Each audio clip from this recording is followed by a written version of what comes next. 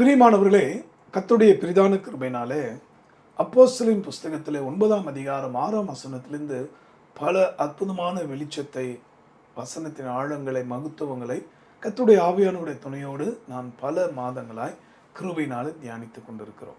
இந்த நாளிலும் கூட தேவன் நமக்கு கொடுக்க விரும்புகிற காரியம் என்ன?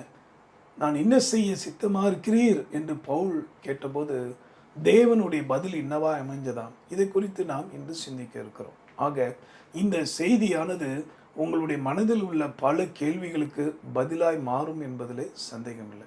பல ஆண்டுகளாய், மாதங்களாய், நாட்களாய் நீங்கள் ஆண்டவரிடத்தில் கேட்குறீங்க இல்லையா பல கேள்விகள்.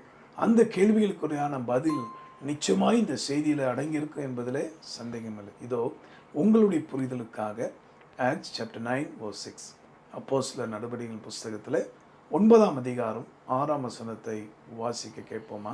அவன் நடுங்கி திகைத்து, ஆண்டவரே, நான் என்ன செய்ய சித்தமாய் இருக்கிறீர் என்றான்.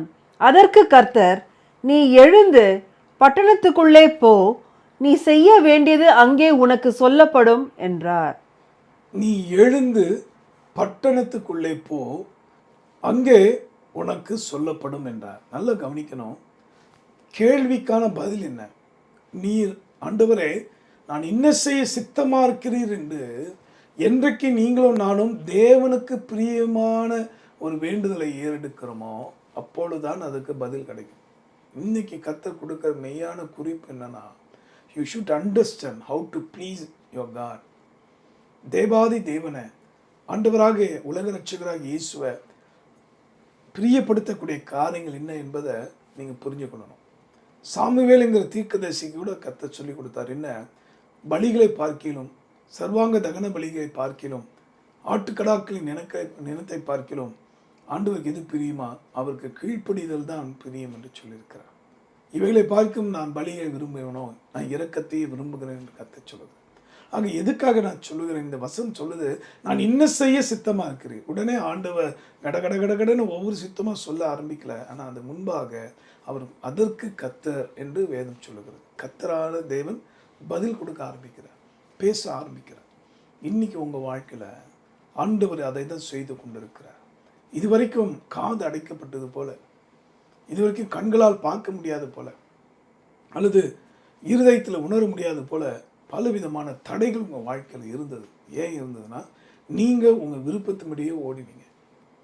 நீங்கள் ஊழியம் செய்கிறதா சொல்கிறீங்க, ஆனால் அது கர்த்தருடைய விருப்பமா, கர்த்தருடைய சித்தத்தின்படி செய்யணுமா என்கிறதை நம்ம கேள்வி கேட்டு பார்க்கணும்.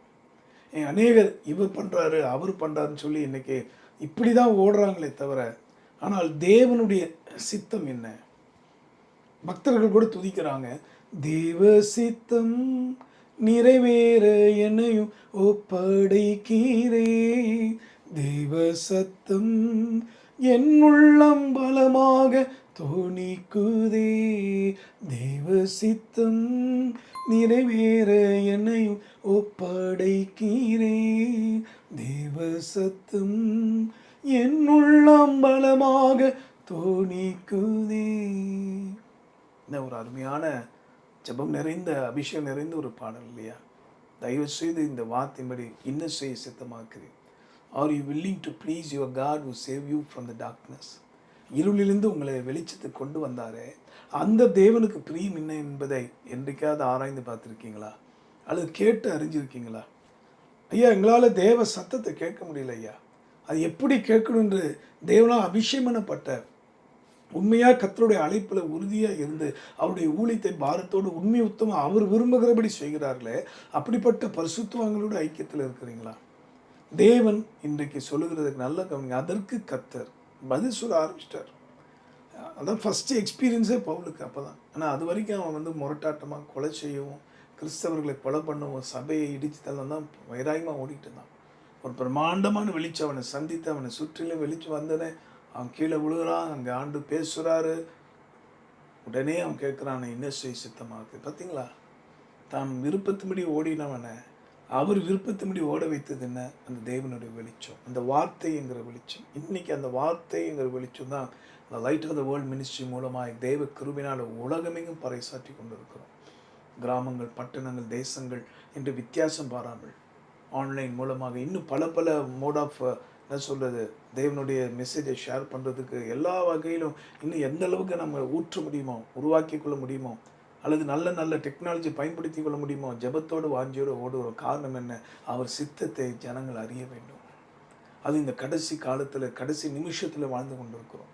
இயேசு கிறிஸ்துவின் வருகைக்குரிய அடையாளங்கள் எல்லாம் தீவிரமாக நிறைவேறி இருக்குது, இன்னும் நிறைவேறி கொண்டு இருக்கிறது. எங்கே பார்த்தாலும் யுத்த செய்திகள், எங்கே பார்த்தாலும் போராட்டங்கள். கர்த்தருடைய நாம மைமிக்கா சொல்லுகிற பிரியமானவர்களே, அதற்கு கர்த்தர் நீ எழுந்து, அதை குறித்து நான் பின்பு சிந்திக்க போகிறேன். ஆனால் முதலாவது அதற்கு கர்த்தர் பதில் கொடுக்க ஆரம்பிச்சிட்டார். யாருக்கு?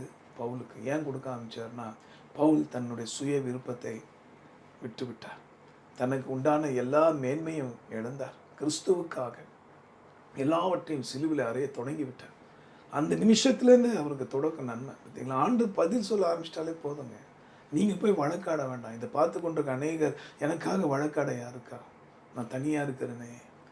தனிமையின் பாதையில் தகப்பனே உம் தோளில் சுமந்ததை நான் மறப்பேனோ, சுமந்ததை நான் மறப்பேனோ. நிச்சயமாக பவுல் இந்த பாட்டை பாடியிருப்பார் போல. ஏன்னா அன்றைக்கி யாருமே கிடையாது அவருக்கு. அந்த இடத்துல அவர் விழுந்ததோடு சரி, இவர் முடிஞ்சது, இவர் காரியம் முடிஞ்சதுன்னு நினச்சாங்கல்ல. பயந்து ஓடினாங்க மற்றவங்களாம். ஆனால் கர்த்தர் பேச ஆரம்பிச்சிட்டார். இன்றைக்கும் கூட என் அன்பானவர்களே, ஒரு காலத்தில் தவறான அந்த வணக்கங்களில் சிக்கியிருந்தேன்னா, பயங்கரமான இருளுக்கு அடிமைப்பட்டு கிடந்த என்ன கிருபினால் சந்தித்தார். அந்த நிமிஷத்துலேருந்து இதுவரைக்கும், அப்பா நீர் என்ன செய்ய சித்தமாக இருக்கிறீர் என்று கேட்டபோது ஆண்டவர் பதில் சொல்ல ஆரம்பித்தார். அதே போல தான் இன்றையிலேருந்து உங்கள் சுய விருப்பத்தை விட்டுடுங்க. உங்களுடைய வாஞ்சை எல்லாம் ஆண்டவர் கையில் சொல்லிட்டு, ஆண்டவரே let you will be done O God. அது திருமண விஷயமா இருக்கட்டும், பிள்ளை பேராக இருக்கட்டும், அல்லது வேலை விஷயமா இருக்கட்டும், அது புதிதாக வியாபாரத்தை தொடங்கணும்னு சொல்ல காத்திருக்கிறீங்க. நிச்சயமாக சொல்கிறேன், கர்த்தர் தன் விருப்பத்தை உங்களுக்கு பேச ஆரம்பித்து விட்டார். தம்முடைய தீர்க்கதரிசிகளை கொண்டு பேசுகிறார். நீங்கள் பரிசுத்த வேதாமத்தை எடுத்து படித்து பாருங்கள், அந்த வசனத்தின் மூலமாக பேசுவார்.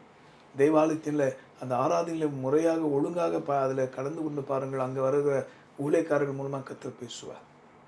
சொப்பனங்கள் மூலமாக பேசுவார், தரிசனங்கள் மூலமாக பேசுவார். இப்படி பல காரியங்களை சொல்லலாம். ஆகவே இப்படிப்பட்ட ஒரு நிலைமையில கர்த்தர் நம்மை வைக்க விரும்புகிறார். இன்னிலேருந்து அவர் பேச ஆரம்பிச்சிட்டாரு. அவருடைய சித்தம் என்ன என்பதை உங்களுக்கு சொல்ல ஆரம்பிச்சிட்டாரு. இந்த ஆசீர்வாதத்தை நம்ம தொடர்ந்து பெற்றுக்கொள்ள ஆண்டவரிடத்தில் ஒப்பு கொடுப்போமா? இன்னையிலேருந்து சொல்லிடுங்க, நான் சுயம் என்னில் சாகட்டும், நான் என்கிற அகந்தை சாகட்டும். அப்பா, எனக்குள்ளே இன்னும் ஒட்டி இருக்கிற களிம்பு அழுக்காகிய உம்முடைய பார்வைக்கு பிரியமில்லாதவர்கள் எதுவாக இருந்தால் நீக்கி போடும் ஆண்டவர் என்று சொல்லி ஒப்பு கொடுப்பீங்கன்னா அவர் சத்தத்தை தெளிவாக நீங்கள் கேட்க முடியும். ஜெபிப்போமா? அன்புள்ள ஆண்டவரே, இந்த தீர்க்க தரிசன வார்த்தையின்படி அதற்கு கர்த்தர் நீ பதில் சொல்ல ஆரம்பித்து விட்டீரப்பா. கீழே விழுந்த பவுல் ஆண்டவர் உம்முடைய கரத்தில் தான் விழுந்தார். உம்முடைய சித்தம் என்னென்று கேட்க ஆரம்பித்த உடனே அதற்கு கர்த்தர் என்ற வார்த்தை நாங்கள் வாசித்தது போல் இன்னிலேருந்து உங்களுடைய பிள்ளைகளுடைய வாழ்க்கையில் இதுவரைக்கும் அவங்க பர்சனலாக உங்கள் சத்தத்தை கேட்காதபடி ஒருவேளை செவிகள் அடைக்கப்பட்டு இருக்கலாம், ஒருவேளை கண்கள் குருடாக்கி இருக்கலாம், மனதில் வேதனைகள், துக்கமும் துயரமும் அல்லது பலவிதமான கவலையும் பாவமும் நிரம்பி இருக்கலாம். ஆனால் இப்பொழுது ஒரு விஷயம், உங்களுடைய பரிசுத்த இரத்தத்தினால் கழுவும் ஐயா. இப்பொழுதே உங்களுடைய சமூகத்தில் தங்கியிருக்கிற அனுபவத்தை தாரும். கேட்ட வார்த்தைப்படி நீர் ஒவ்வொருவரோடு பதில் சொல்ல ஆரம்பித்து விட்டேன். Thank you Lord. Open the inner ears O God. அவர்கள் காதுகளை திறந்திரலும் ஆண்டவரே. Open the inner eyes O God. அவர்களுடைய மனக்கங்களை இன்னும் திறந்திரலும் ஆண்டவரே. உங்களுடைய சித்தத்தை, உங்களுடைய சத்தத்தை கேட்டு உங்களுடைய சித்தத்தின்படி செய்கிற அனுபவத்தை ஒவ்வொரு பிள்ளைகளுக்கும் தாரும் ஆண்டவரே. இந்த வார்த்தையை கேட்டு என்னோடு ஜெபிக்கிற யாருடைய செவிகள் திறக்கப்பட்டதுக்காக நன்றி, யாருடைய கண்கள் திறக்கப்பட்டதுக்காக சொத்தம். தேவ சித்தத்தை அறிந்து சகலவ காரியத்தை செய்கிற ஞானத்தை புத்தியை தாரும். மனுஷ பிரியராய் போனது போதும் அப்பா. ஒவ்வொருடைய கண்ணை திறந்துள்ளோம். ஆசீர்வதியும் ஜீவாதிபதி பேசும் தெய்வம் இயேசு மூலமாக வேண்டி மன்றாடுகிறோம் எங்கள் நல்ல பிதாவே, ஆமென். அன்பானவர்களே, தொடர்ந்து அவருடைய சித்தத்தையும் சத்தத்தையும் கேட்டு நாம் அதுபடி நடப்போம்.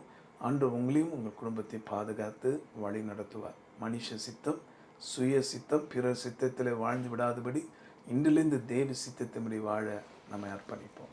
God bless you.